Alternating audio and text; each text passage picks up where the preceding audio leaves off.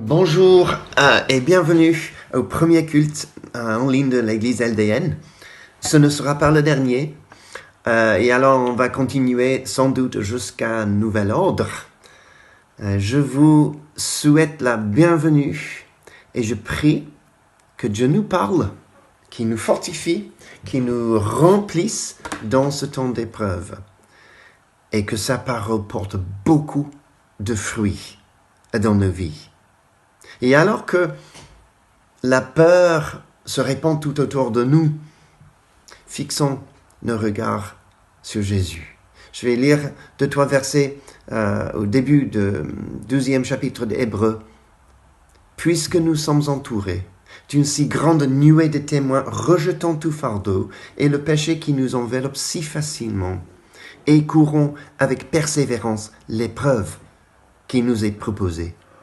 Faisons-le en gardant les regards sur Jésus, qui fait naître la foi, qui l'amène à la perfection. En échange de la joie qui lui était réservée, il a souffert la croix. En méprisant la honte qui s'y attachait, et il s'est assis à la droite du trône de Dieu. Pensez en effet à celui qui a supporté une telle opposition contre lui, de la part des pécheurs, afin de ne pas vous laisser abattre par le découragement. Alors que Dieu nous aide maintenant à entrer pleinement dans la louange et à écouter avec foi la prédication, qu'on soit seul chez nous ou qu'on soit en groupe Zoom, que Dieu vous bénisse.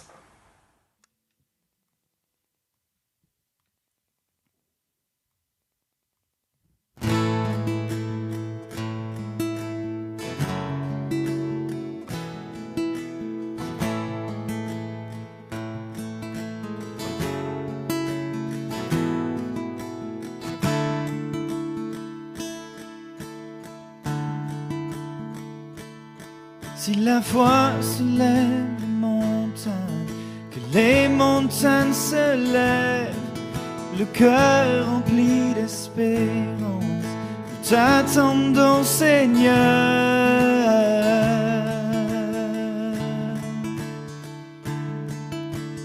Oui, nous t'attendons.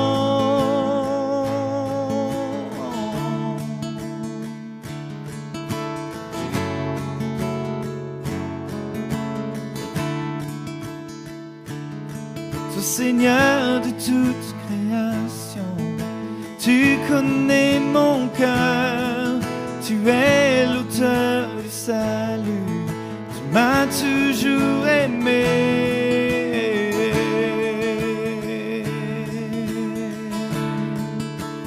Oui, nous t'attendons, vois nos mains élevées.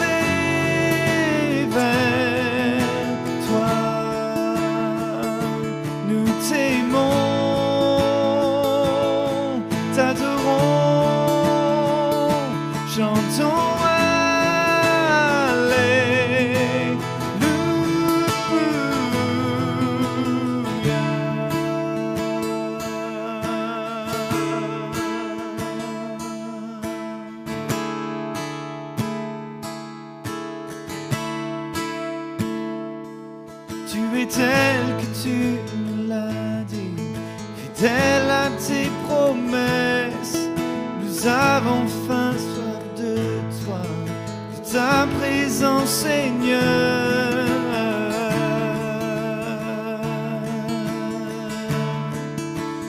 Oui, nous t'attendons, vois nos mains.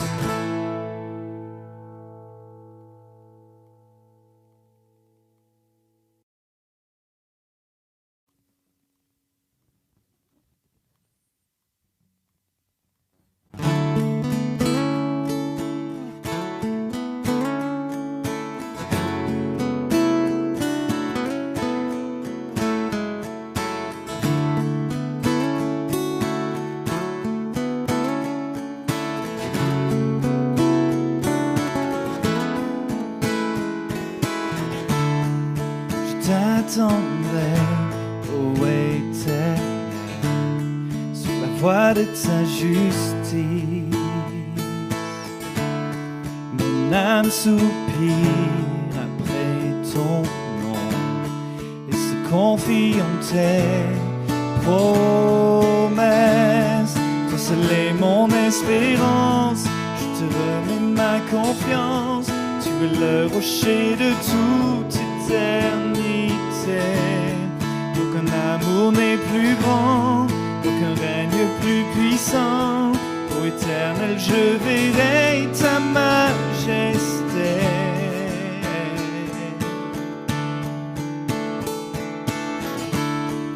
Je t'attendrai, ô Éternel, ton seul chemin à suivre. Dans la nuit, ta lumière m'éclaire et tu confirmes en moi ta vie. Toi seul est mon espérance, je te remets ma confiance. Tu es le rocher de toute éternité. Aucun amour n'est plus grand, aucun règne plus puissant. Ô Éternel, je verrai ta majesté.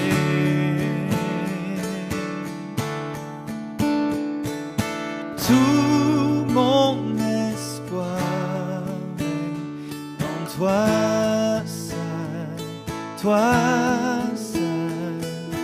Je trouve la paix en toi seul, toi seul. Tout mon espoir est en toi seul, toi seul. Je trouve la paix en toi seul, toi seul. Toi seul est mon espérance, je te remets ma confiance. Tu es le rocher de toute éternité. Aucun amour n'est plus grand, aucun règne plus puissant. Ô Éternel, je verrai ta majesté. Toi seul est mon espérance, je te remets ma confiance. Tu es le rocher de toute éternité. Aucun amour n'est plus grand, aucun règne plus puissant. Ô Éternel, je verrai ta majesté. Je verrai ta majesté.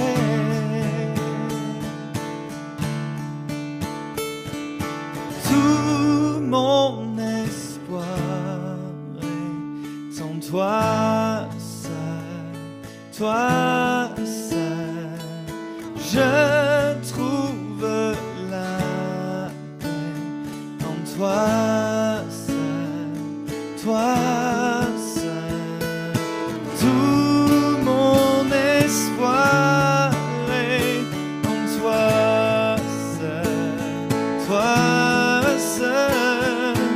Je trouve la paix en toi seul, toi seul.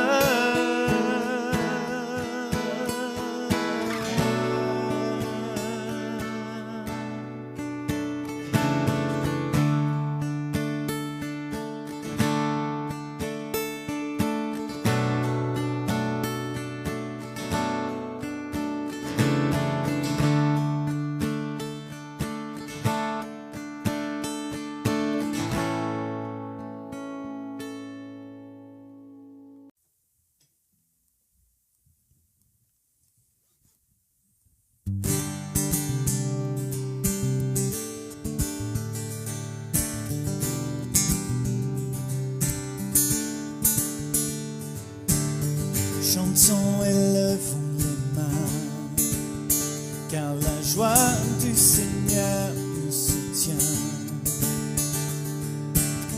Prosternés, nous l'adorons, il est si grand et si bon. Alors chantons ensemble,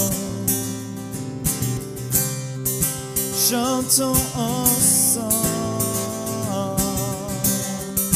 Saint est le Seigneur, Dieu Tout-Puissant. La terre est remplie de sa gloire. Saint est le Seigneur, Dieu Tout-Puissant. La terre est remplie de sa gloire. La terre est remplie de sa gloire.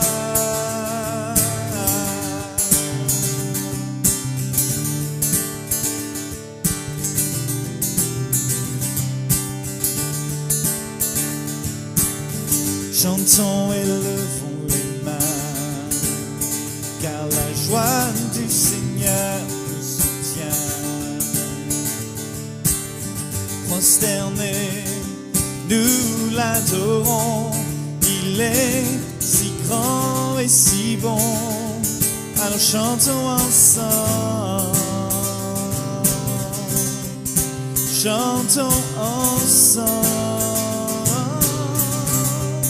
Saint est le Seigneur, Dieu Tout-Puissant. La terre est remplie de sa gloire. Saint est le Seigneur, Dieu Tout-Puissant. La terre est remplie de sa gloire. La terre est remplie de sa gloire. Un chant s'élève en tout lieu, et cet hymne exalte la gloire de Dieu. Un chant s'élève en tout lieu, et cet hymne exalte la gloire de Dieu. Chantons ensemble, chantons ensemble. Saint est le Seigneur, Dieu Tout-Puissant. La terre est remplie de sa gloire. Saint est le Seigneur, Dieu Tout-Puissant. La terre est remplie de sa gloire. La terre est remplie de sa gloire. La terre est remplie de sa gloire.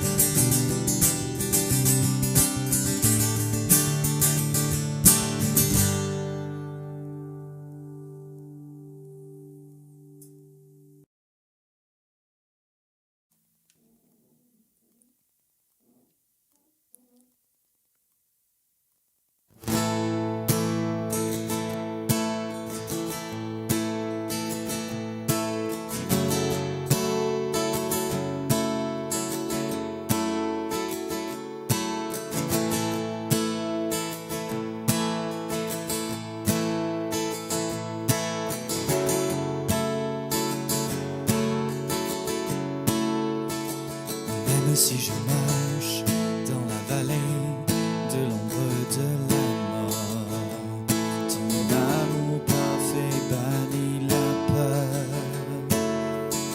Et même si je suis pris au milieu des remous de la vie, je tiendrai, je sais que tu es là. Je ne craindrai car mon Dieu est avec moi. Et si mon Dieu est avec moi, je ne crains personne, je ne crains personne. Jamais tu ne m'abandonnes dans le calme ou la tempête. Jamais tu ne m'abandonnes dans les hauts comme dans les bas. Jamais tu ne m'abandonnes, Dieu, tu ne m'abandonnes pas.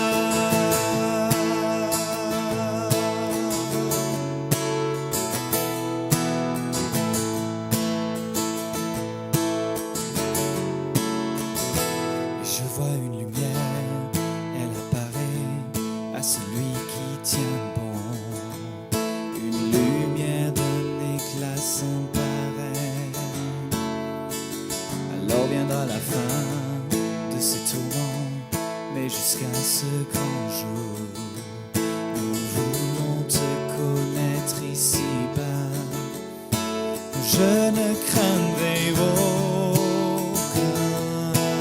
mal, car mon Dieu est avec moi.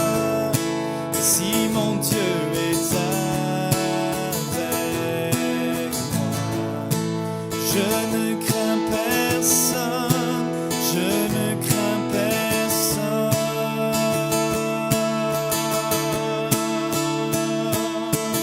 Jamais tu ne m'abandonnes dans le calme ou la tempête. Jamais tu ne m'abandonnes dans les hauts comme dans les bas.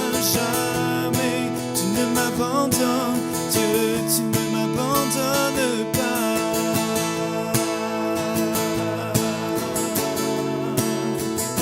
Je vois une lumière, elle apparaît à celui qui tient bon.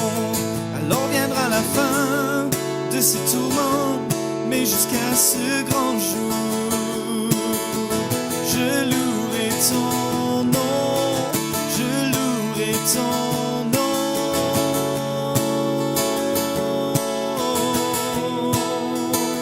Et je vois une lumière, elle apparaît à celui qui tient bon. Alors viendra la fin de ces tourments, mais jusqu'à ce grand jour, je louerai ton nom, je louerai ton nom.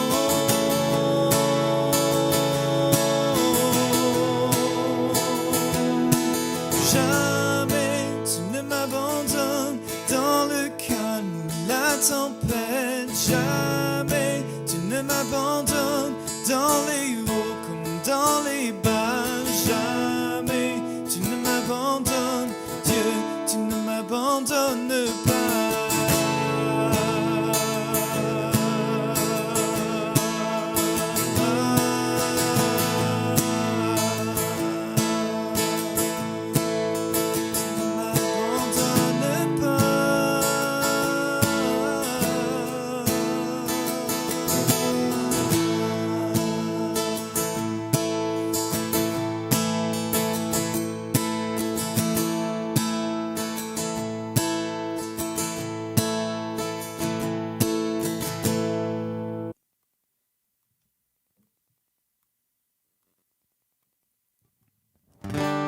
Tu étais l'âme de la création, Fils unique du Dieu très haut. Les mystères de ta gloire révélés en toi, Christ notre Seigneur. Ce nom est si merveilleux, ce nom est si merveilleux. Le nom de Jésus-Christ mon roi. Ce nom est si merveilleux, sa beauté est sans pareil. Ce nom est si merveilleux, le nom de Jésus.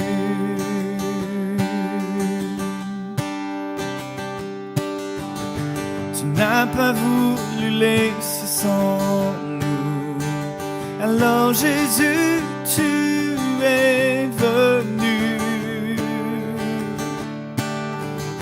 Ton amour a vaincu mon péché. Plus rien ne peut nous séparer.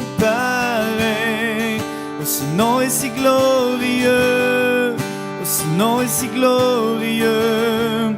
Le nom de Jésus-Christ mon roi. Oh, ce nom est si glorieux, sa montée est sans pareil. Oh, ce nom est si glorieux, le nom de Jésus.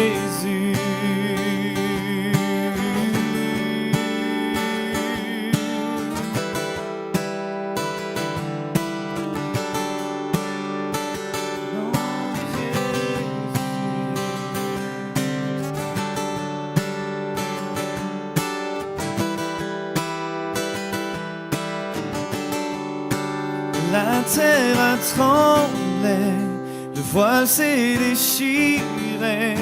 Deux désarmant la mort et le péché. Les cieux chantent ta gloire, l'écho de ta victoire, car tu es le roi ressuscité. Tu es sans égal, tu es sans rival, Dieu tu triomphes à tout jamais. À toi soit le règne, à toi soit la gloire, ton nom surpasse tout autre nom. Ce nom est victorieux, ce nom est victorieux, le nom de Jésus-Christ mon roi. Oh, ce nom est victorieux, sa puissance est sans pareil. Oh, ce nom est victorieux, le nom de Jésus. Oh, ce nom est victorieux, le nom de Jésus. Oh, ce nom est victorieux, le nom de Jésus.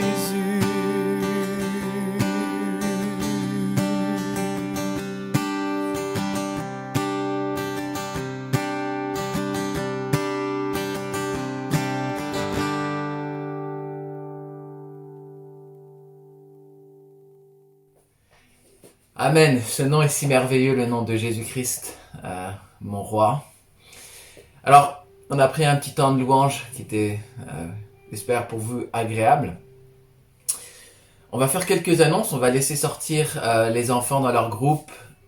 Ah non, là, petite déformation. Donc non, on va pas laisser sortir les enfants. Surtout pas laisser sortir les enfants. On les garde bien à la maison.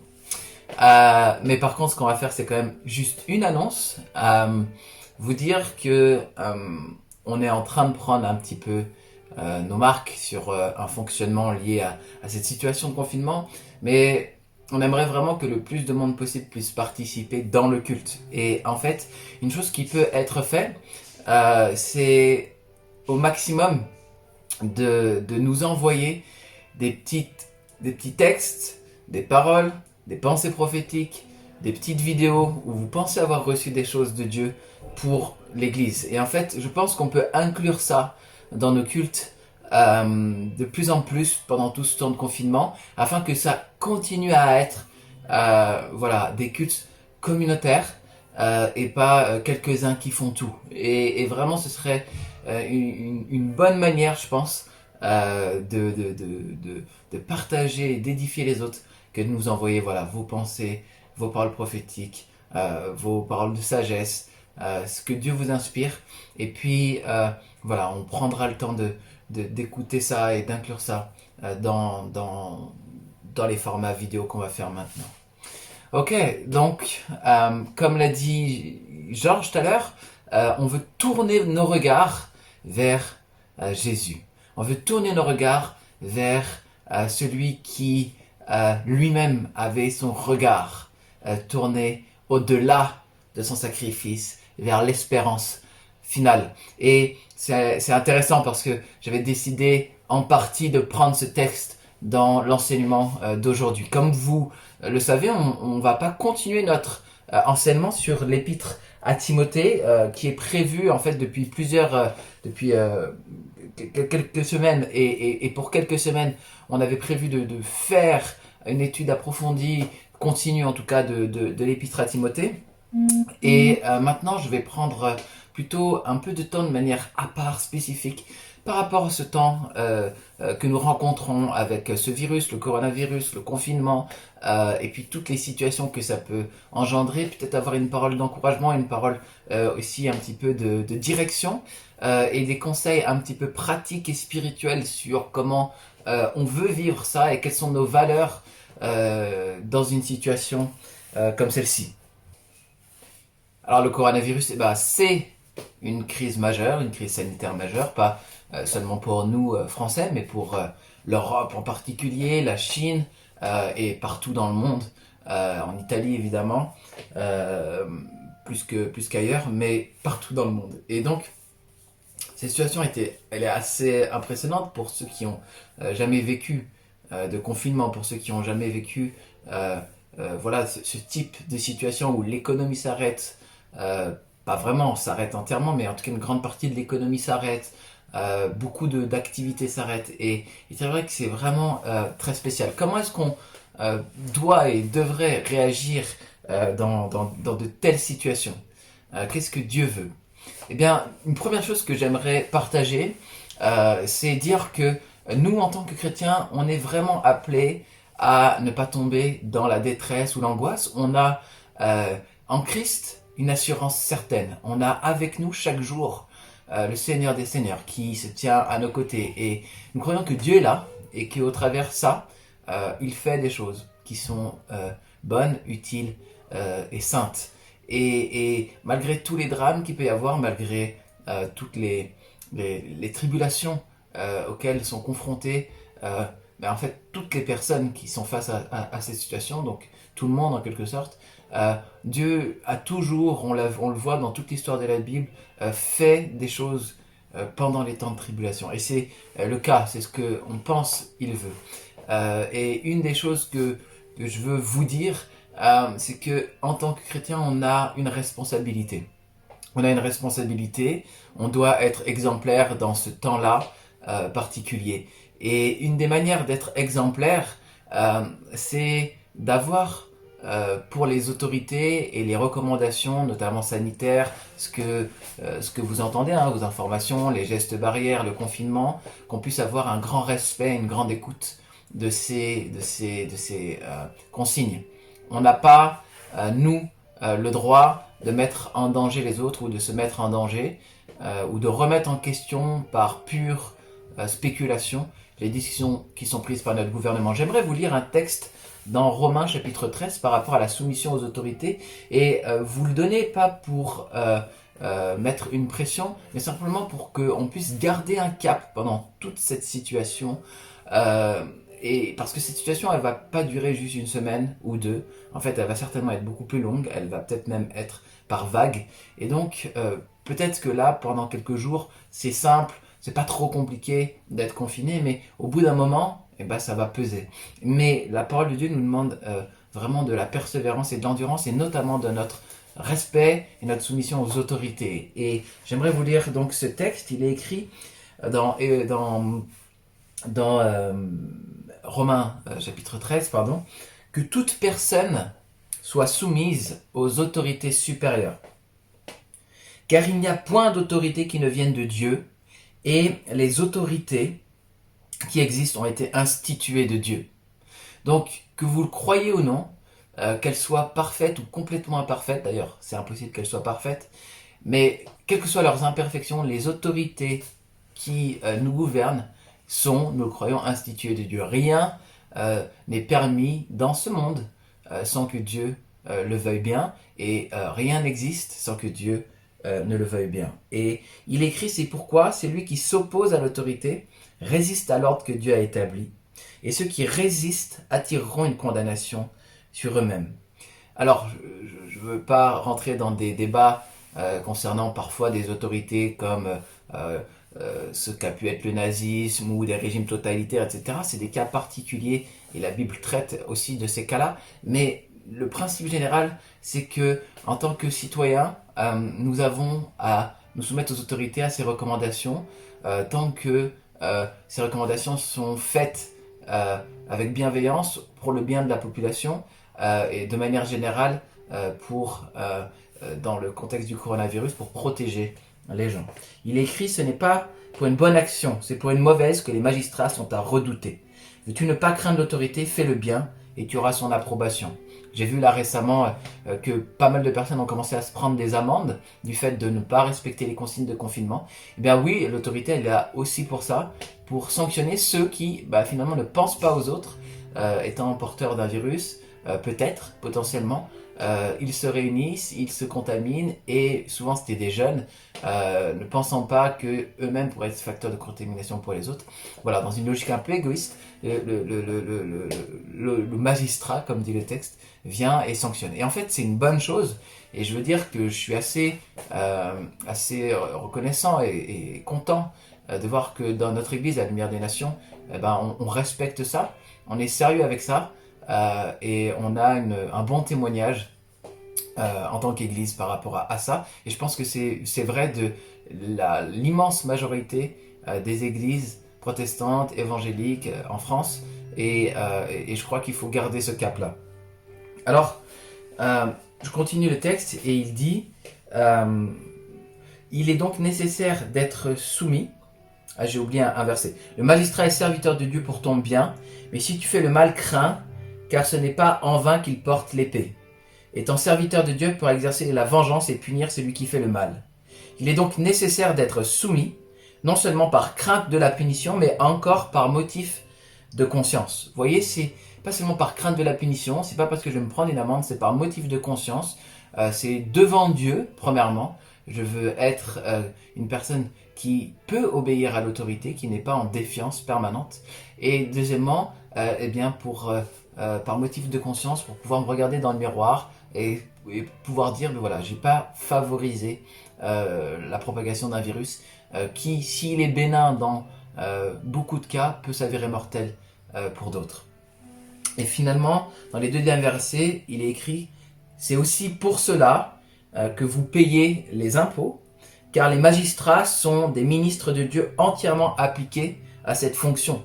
Rendez à tous ce qui leur est dû, l'impôt à qui vous devez l'impôt, le tribut à qui vous devez le tribut, la crainte à qui vous devez la crainte, l'honneur à qui vous devez l'honneur. » Et ici, c'est intéressant parce que l'apôtre est en train de déclarer que c'est pour ça qu'on paye les impôts. En fait, on paye les impôts pour que la police, qui est subventionnée par ces impôts, puisse venir sanctionner ceux qui... venir mettre une amende à ceux qui ne respectent pas. On paye les impôts aussi pour que, en ce moment, les médecins, les infirmières, les sages-femmes, toutes les personnes qui sont dans le milieu médical, mais aussi les profs, en particulier les maîtres et les maîtresses qui envoient, en tout cas je sais que moi je reçois les devoirs et qu'il y a des retours qui sont faits par nos profs, tous ces gens-là, les personnes qui sont subventionnées pour que notre pays fonctionne. Et donc on est collectivement en fait engagés, et ça c'est un principe qui est biblique, c'est un principe qui est validé par la Bible comme quelque chose de bon, qui favorise une unité collective et civile. Et en ce moment, je me rends compte à quel point on a besoin de ces gens, à quel point s'ils n'étaient pas là, mais ce serait vraiment la catastrophe. Et on est finalement tous en train de participer à ça, parce qu'on est soumis à cette règle de l'impôt et qu'on respecte globalement la soumission aux autorités. Et à ce moment-là, évidemment, on pense à toutes ces personnes-là, on veut prier pour elles, on va le faire tout à l'heure. On pense à toutes ces personnes qui permettent en ce moment, dans ces situations de crise, de prendre en charge les personnes qui ont le plus besoin. Et je pense qu'on peut être heureux, content de faire partie d'un système collectif comme ça qui permet le meilleur pour chacun. Alors, je vous donne ce texte, pas pour m'appesantir plus longtemps dessus, mais vraiment pour que vous le gardiez, comme je vous disais, comme un cap dans les semaines qui viennent, que en tant que chrétien, vous soyez porteur de ces valeurs, que vous puissiez raisonner ceux qui commencent à être déraisonnables, que vous puissiez montrer l'exemple dans ce respect des consignes et voilà, aider les gens à ne pas tomber dans la défiance par votre propre comportement.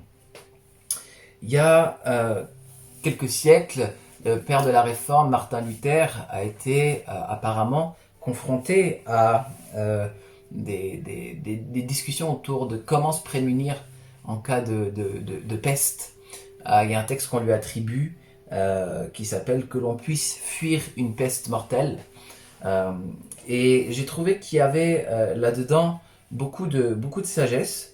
Et pourquoi je vous dis ça? Parce que en ce moment, je vois des choses incroyables. On m'a envoyé une vidéo d'un pasteur qui prend un chiffon et qui avec ce chiffon essuie le visage des membres de son église en disant au nom de Jésus, pas de coronavirus. Et ils sont tous alignés dans une file et puis il fait ça avec la première personne, la personne passe et celle qui est derrière avec le même chiffon, pas de coronavirus au nom de Jésus.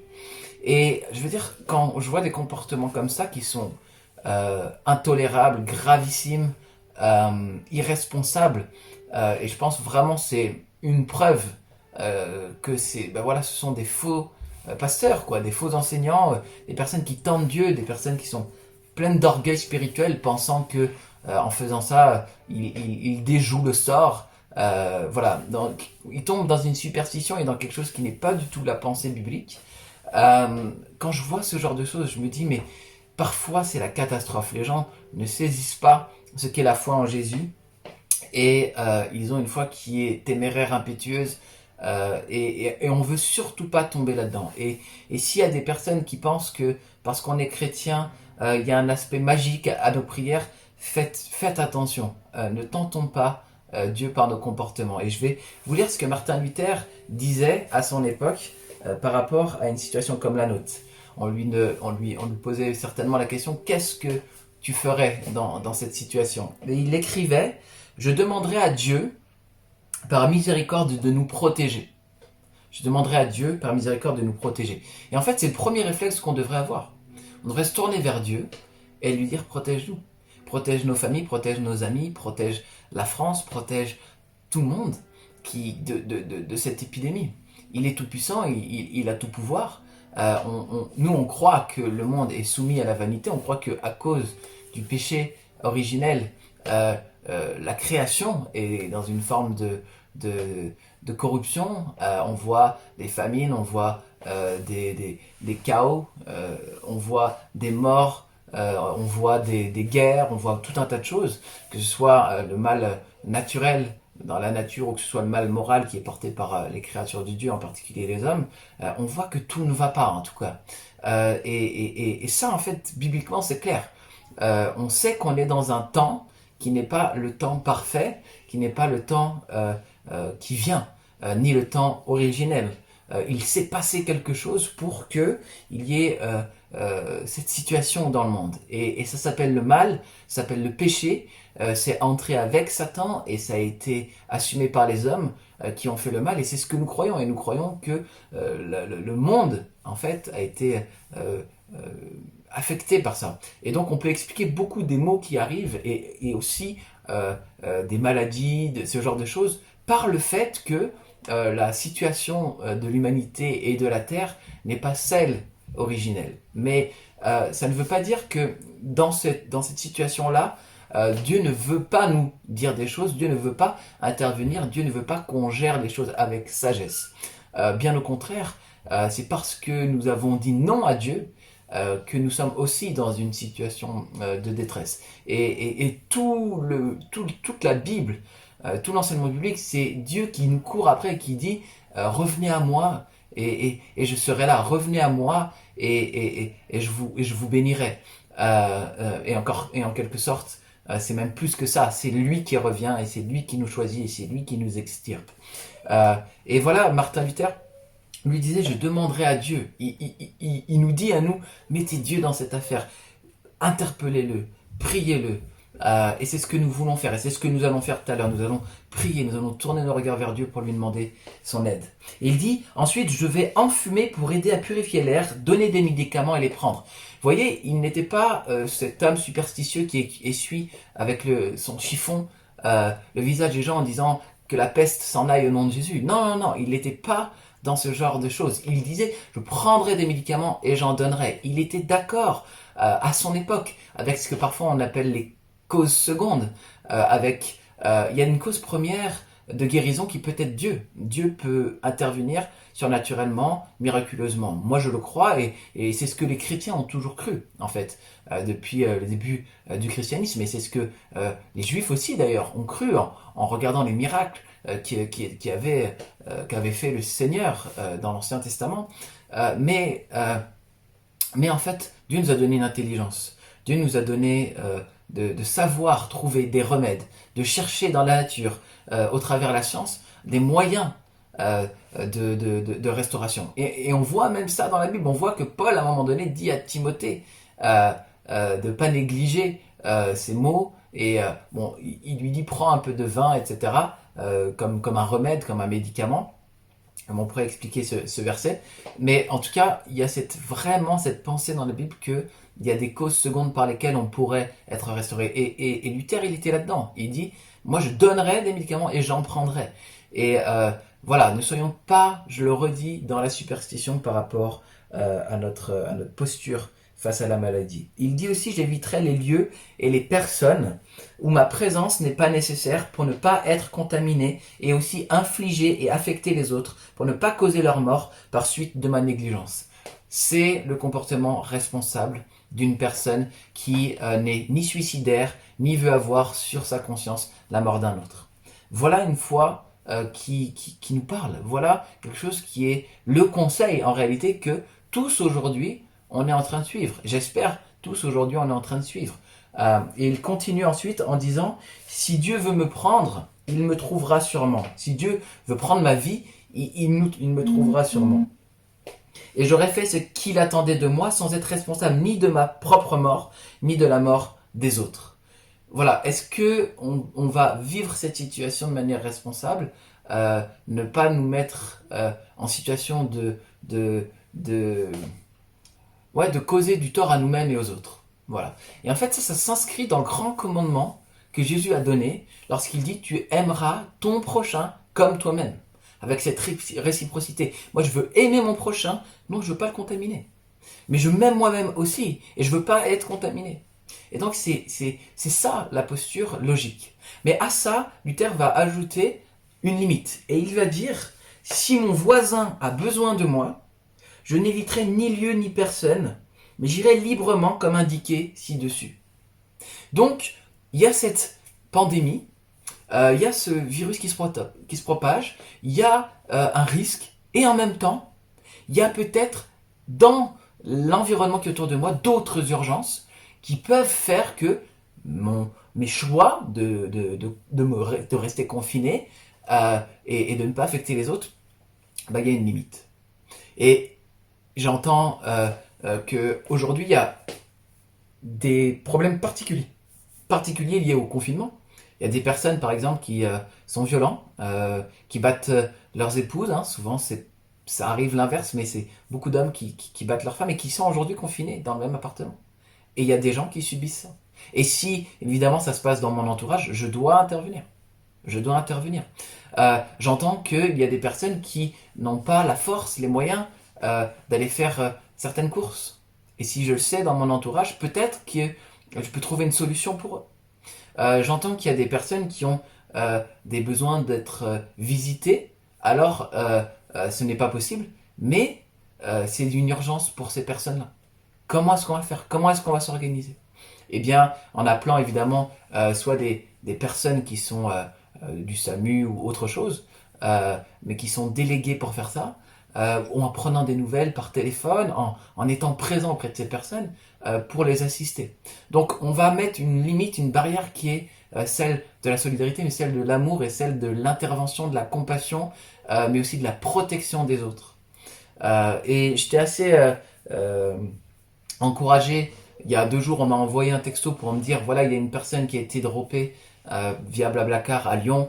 Il devait aller dans le sud de la France, mais il est coincé dans cette ville. Est-ce que vous avez quelqu'un pour le loger? Et j'ai interpellé différentes personnes et très rapidement, je pense dans les 10 minutes, on a trouvé une personne qui pouvait loger ce jeune homme. Et ce jeune homme, du coup, a été logé. C'est même pas par un membre de la communauté LDN, mais quelqu'un qui est en contact avec nous et qui a, je pense, amassé des trésors dans le ciel, comme dit Jésus, en se rendant solidaire de ce gars. Et ce gars a participé après via vidéo interposée à nos groupes de prière, à nos groupes de maison, chez cette personne-là. Et c'est, voilà, là on voit que la solidarité fonctionne. Une personne qui allait peut-être dormir à la rue, être en difficulté, voilà, il y a eu une limite et je bénis vraiment la personne qui a été solidaire et ceux aussi qui ont répondu au message pour loger cette personne. Bravo, c'était un très bon témoignage de votre amour pour Dieu.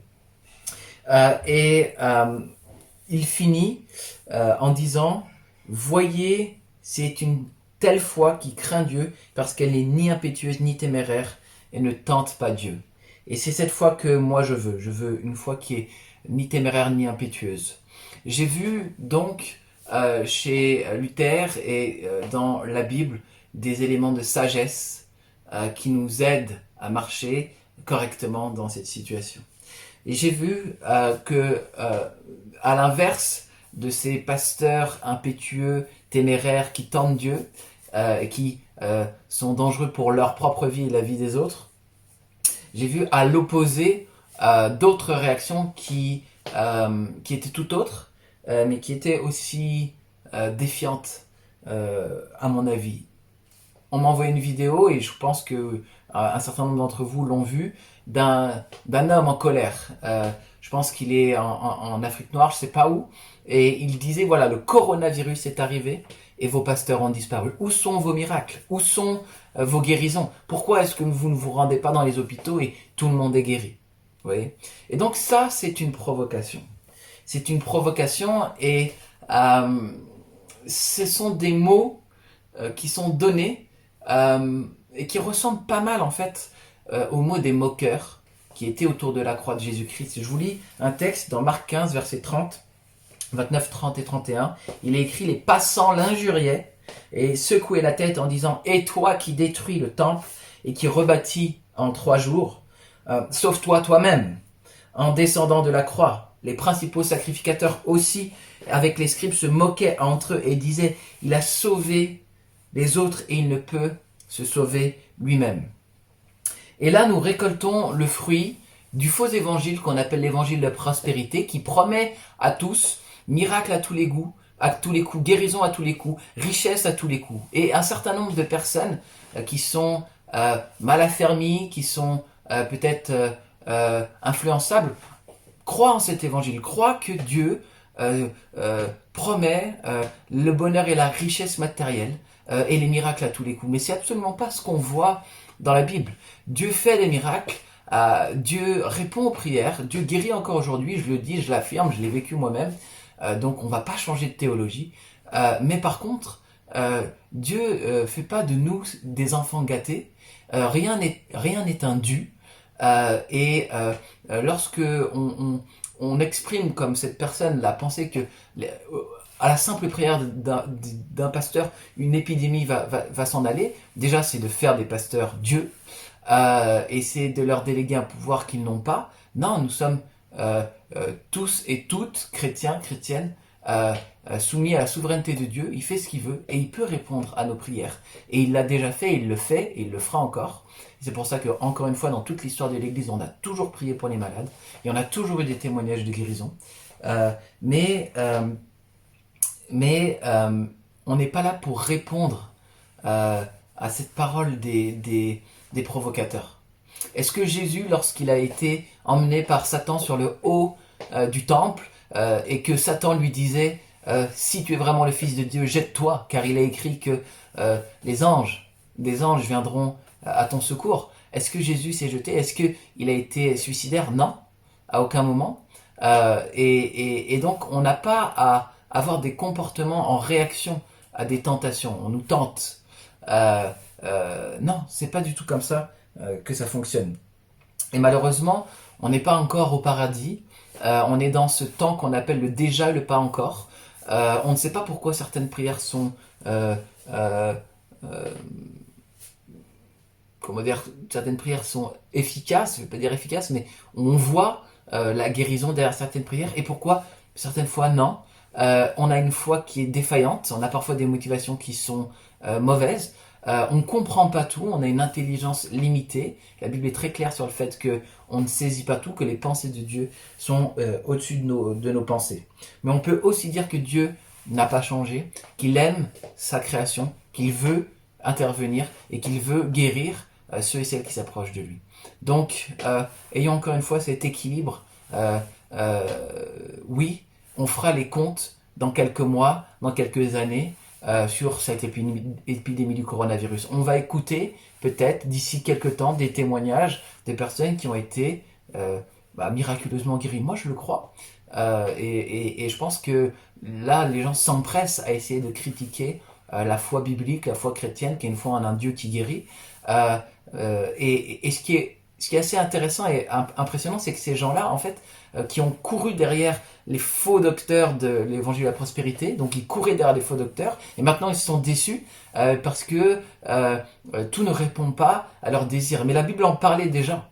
La Bible disait que dans les derniers temps, les gens ne supporteront pas la sainte et la saine doctrine, mais ils se donneront une foule de docteurs qui leur diront des choses agréables. Et c'est ce que ces gens-là ont fait, c'est ce que vous avez fait, alors, vous qui courez derrière l'évangile de la prospérité. Et maintenant que vous voyez que ça se passe pas comme ça, vous êtes déçus. Vous êtes même tenté de changer de religion, d'abandonner Christ. Mais sur quoi était fondée votre foi? Sur rien du tout. Sur rien du tout. Notre Seigneur Jésus a souffert et il nous a dit que nous aussi nous souffrirons. Et il a prophétisé qu'il y aurait des famines, il a prophétisé qu'il y aurait des tremblements de terre, il a prophétisé qu'il y aurait des tribulations. Lorsqu'on prend par exemple l'évangile de Jean, je prends ma Bible, qui est là, pardon, pas l'évangile de Jean, le livre de l'Apocalypse. Lorsqu'on prend le livre de l'Apocalypse, qu'on va à la fin du livre à la fin de la Bible et qu'on prend le livre de l'Apocalypse au chapitre 1, voilà ce que dit Jean au verset 9 du chapitre 1. « Moi, Jean, votre frère, qui est part avec vous à la tribulation, au royaume et à la persévérance en Jésus. » Je le redis, moi, Jean, qui est part à la tribulation. Donc il y a une tribulation. Il y a une tribulation. Là, je pense que ça parle plus de la persécution des chrétiens, mais ça veut bien dire qu'il y a un temps dans lequel on est aujourd'hui qui n'est pas un temps parfait. Moi qui ai part à la tribulation, mais en même temps au royaume de Dieu. Et le royaume de Dieu est défini de différentes manières dans la Bible, mais c'est aussi la paix, la joie et la justice par le Saint-Esprit, autant que c'est l'œuvre manifeste de Dieu. Lorsque Christ est là, il dit le royaume de Dieu s'est approché et il y a des miracles qui se passent. Donc il a à la fois part à la tribulation et à la fois part au royaume de Dieu. Et il dit après, il y a la persévérance en Jésus. Et c'est ce à quoi nous sommes appelés. Certes, il y a cette tribulation, ce virus, peut-être des gens voilà qui se moquent, qui attaquent les chrétiens. Ouais, il y a la tribulation, mais il y a le royaume de Dieu.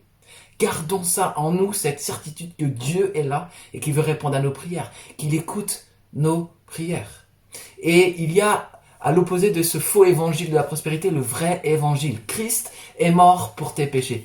Il est mort à ta place, à la croix, afin de porter sur le bois la colère de Dieu. La colère de Dieu que tu méritais, que je méritais. Christ, cette colère, il l'a portée en payant le prix pour nous, en mourant à notre place. Il s'est fait notre sauveur, notre rédempteur, celui qui a été comme le garde du corps qui prend la balle à notre place, le père qui est prêt à payer l'amende pour son fils, le frère qui est prêt à défendre son petit frère, le sauveur qui est prêt à mourir pour celui qu'il est en train de sauver. Et voilà la bonne nouvelle. Non seulement il est mort pour tes péchés afin que Dieu ne te déclare pas coupable quand tu seras arrivé devant son trône céleste, mais en plus de ça, il est ressuscité des morts. Après 3 jours au tombeau, il est ressuscité des morts. Son Père l'a relevé d'entre les morts et il a vaincu la mort. Et il s'est assis à la droite de Dieu. Et lui-même, il nous promet que, en étant dans la foi, dans son amour et dans son sacrifice, en croyant dans le Fils de Dieu, nous aussi, nous avons l'espérance de la vie éternelle. Nous aussi, nous passerons de la mort à la vie pour nous asseoir à la droite de Dieu. Voilà le véritable évangile. Et par notre baptême, nous sommes plongés dans cette mort et nous sortons de l'eau comme un symbole de sortir de cette mort. Nous sommes plongés pour dire, voilà, je crois que je suis pécheur, je crois que j'ai fait du mal, mais je veux prendre en toi, Seigneur, un bain de purification. Et Dieu envoie son esprit de purification, de régénération à ceux et celles qui ont foi en lui, afin qu'ils soient avec Christ pour l'éternité. Voilà le véritable évangile. Et ce véritable évangile n'enlève pas la réalité de ce monde qui est soumis à la corruption dans lequel nous sommes. Et nous allons vivre des maladies. Nous n'allons pas être épargnés par la mort. Nous n'allons pas être épargnés par les tribulations. Mais au milieu des tribulations, nous sommes appelés à être le peuple de Dieu.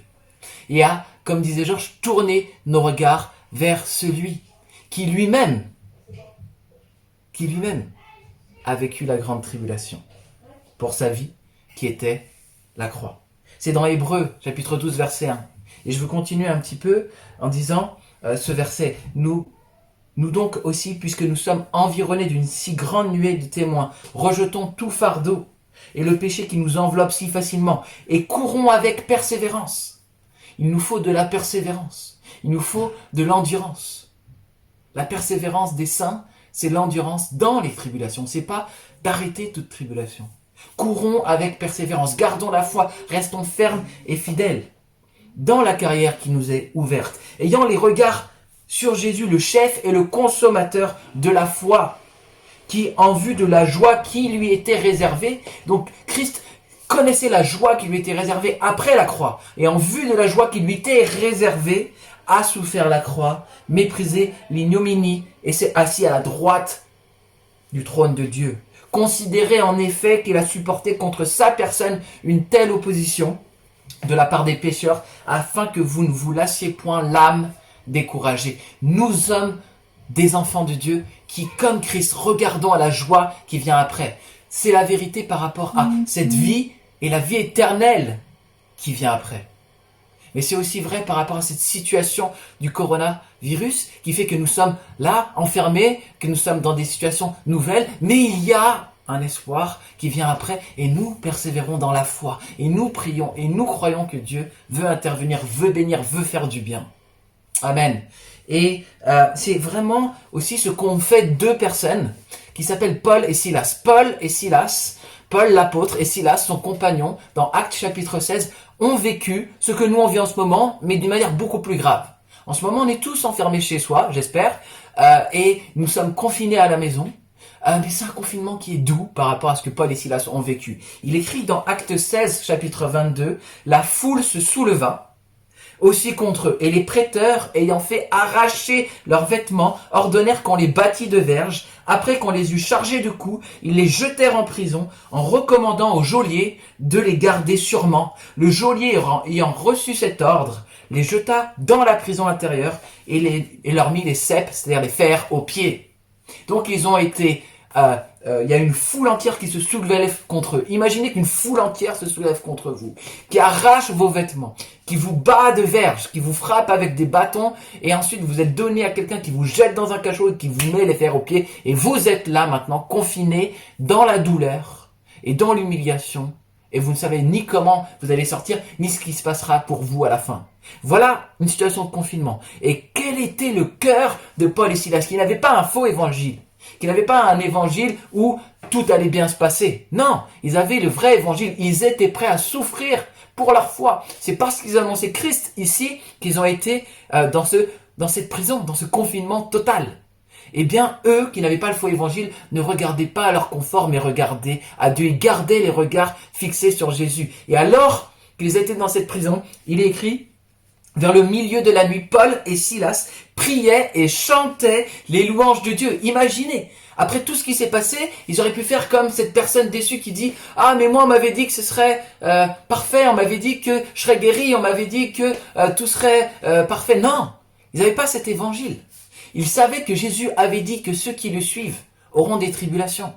Et donc, ils étaient en train de vivre le vrai évangile et ils savaient qu'ils étaient en train de vivre le vrai évangile. Et alors, l'Esprit Saint était avec eux et leur fait pousser des chants d'allégresse, des cris de louange vers Dieu parce qu'ils avaient le regard tourné vers celui qui, comme eux, avait subi des tribulations. Et ils crient, ils chantent, ils adorent. Et ensuite, le texte dit que tout à coup, il se fit un grand tremblement de terre, et nous avons chanté ça, la terre a tremblé tout à l'heure. Il se fit un grand tremblement de terre, en sorte que les fondements de la prison furent ébranlés. Au même instant, les portes s'ouvrirent et les liens de tous les prisonniers furent rompus.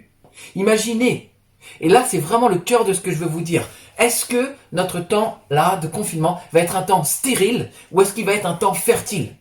Et comment est-ce que ça va devenir un temps fertile ? Ça va devenir un temps fertile à partir du moment où nous allons être dans ce face-à-face avec Dieu. Nous allons commencer à le chanter, à le louer. Nous pouvons faire de ce temps un temps particulier. Paul et Silas sont enfermés dans une prison et l'évangile progresse quand même. Pourquoi? Parce qu'ils chantent et qu'ils adorent. Et alors qu'ils chantent et qu'ils adorent, que se passe-t-il? Les fers des prisonniers tombent. C'est évidemment un miracle qui est rempli de symboles. Dieu nous dit, dans la prière et dans la louange, j'agis. Et nous croyons que maintenant, vous pouvez à la maison, on peut tous à la maison, commencer à prier pour ceux et celles qui ont besoin du salut, pour ceux et celles qui ont besoin de délivrance, d'être délivrés de la peur, de la crainte de la mort, de la crainte de l'enfer, de la crainte des hommes, de tout un tas de choses, mais aussi du péché, de leurs habitudes, de leur impiété, du fait de ne pas croire en Dieu. Dieu veut leur donner cette inspiration qu'il est le Dieu éternel et qu'il les aime et qu'il veut les remplir. Et nous pouvons maintenant prier pour nos amis, prier pour nos familles, dans ce temps-là à la maison. Ne faisons pas de ce temps de confinement un temps stérile, mais un temps fertile pour l'évangile. Nous tournons nos regards vers Dieu et nous portons vers lui le véritable évangile, c'est ça. Nous portons vers lui ceux et celles qui sont chargés, ceux et celles qui ont besoin de lui. Faisons ça. Et je voudrais finir en donnant juste 3 directions, 3 un petit peu applications pratiques de ce véritable évangile. L'Église a toujours été dirigée dans 3 directions. Vers Dieu. Premièrement, vers Dieu en lui rendant un culte. Le moment de confinement que nous vivons en ce moment, eh bien, il nous permet, parce que nous sommes comme dans un temps de retraite spirituelle, il nous permet de tourner le regard vers Dieu pour le louer, le chanter, étudier sa parole, avoir un face-à-face avec lui. Le moment qu'on a en ce moment à la maison peut devenir une tente de la rencontre, peut devenir un moment sur la montagne, dans l'intimité du Père, peut devenir ce moment dont Jésus parle lorsqu'il dit, lorsque vous priez, ne faites pas comme les hypocrites, vous mettant debout afin que toute personne vous écoute. Non, ne faites pas comme les hypocrites, mais entre dans ta chambre et prie le Père qui est là et qui sait. Et on peut faire de ce temps-là à la maison un temps d'intimité et un temps de culte et de louange. Non seulement personnel, mais aussi en famille, nous prenons des temps de culte avec nos enfants, où eux-mêmes vont découvrir l'Évangile, découvrir la Bible, chanter, proposer leur temps de louange, proposer leur sujet de prière. Ça m'est arrivé cette semaine, c'est juste merveilleux de voir comment ils étaient dedans, comment ils voulaient prier pour des gens, comment ils voulaient prier pour les malades du coronavirus, comment ils voulaient prier pour leurs copines, leurs copains dans cette situation, comment ils voulaient aussi comprendre ce qui se passait dans le texte qu'on a lu. On peut faire de ce temps un temps fertile et un temps de célébration de culte. Et les 2 autres directions, c'est d'abord les uns avec les autres. Prenons des nouvelles les uns des autres. Je parle pour vous, je parle pour moi. Je dois décrocher mon téléphone et voir comment tu vas, comment un tel et un tel vont. Et nous pouvons faire ça. Nous avons des réseaux sociaux, nous avons le téléphone. Vraiment, merci Seigneur. Nous sommes dirigés aussi dans l'amour les uns avec les autres. Et il est dit que le monde verra que nous sommes vraiment disciples de Jésus à l'amour qu'on a les uns pour les autres. Et ce temps-là, mets-le à part aussi pour appeler, pour prendre des nouvelles, pour prendre soin autour de toi, dans la communauté de l'Église Lumière des Nations, dans tes amis autour de toi, du temps particulier. Et ça englobe évidemment plus largement cette 3e direction qui est l'Église ouverte sur l'extérieur. Prends des nouvelles de ceux et celles qui autour de toi ne croient pas en Dieu. Et pas pour leur prêcher Christ, mais par véritable amour, par véritable amitié. Prends des nouvelles, donne des nouvelles. Et dans ce temps particulier, eh bien, Dieu veut que l'évangile sorte et se propage quand même. Et c'est un temps où peut-être tu vas sur les réseaux sociaux avoir des discussions utiles, édifiantes pour annoncer l'amour de Christ. L'amour de Christ pour le monde. Peut-être que c'est un temps où, dans des messages personnels, tu vas aussi avoir des discussions qui vont porter du fruit. Peut-être que c'est un temps où que Dieu va utiliser pour que tu te mettes tout seul à écrire un texte, un article, une poésie en son honneur, et tu vas la diffuser. Peut-être que c'est un temps où tu vas écrire un chant, composer un chant, t'enregistrer et l'envoyer, pour que il y ait encore des graines qui soient semées. Peut-être que c'est un temps où tu vas pouvoir, et là c'est ce que je fais au travers par exemple LDN, eh bien, donner un enseignement qui va être reçu par d'autres. Je ne sais pas dans quel cadre exactement, comment tu peux agir toi personnellement, mais Dieu va te donner l'inspiration pour le faire. Il veut que son évangile se répande, et donc on garde ces 3 applications, un culte à Dieu, un amour les uns pour les autres dans l'Église, et un amour pour ceux et celles qui ne sont pas à Christ, mais que Dieu nous envoie aimer. Voilà, je vous laisse avec ça. J'espère que je n'ai pas été trop long. Je vois que c'était un peu plus long que parfois le dimanche. Mais voilà, vous me faites grâce et je vous bénis au nom de Jésus. Et je vous laisse maintenant prendre un temps de prière les uns avec les autres sur les petits groupes prévus par écran interposé. Et vous allez avoir une liste de sujets de prière qui vont maintenant défiler. Prenez ce temps entre vous les uns avec les autres. Amen.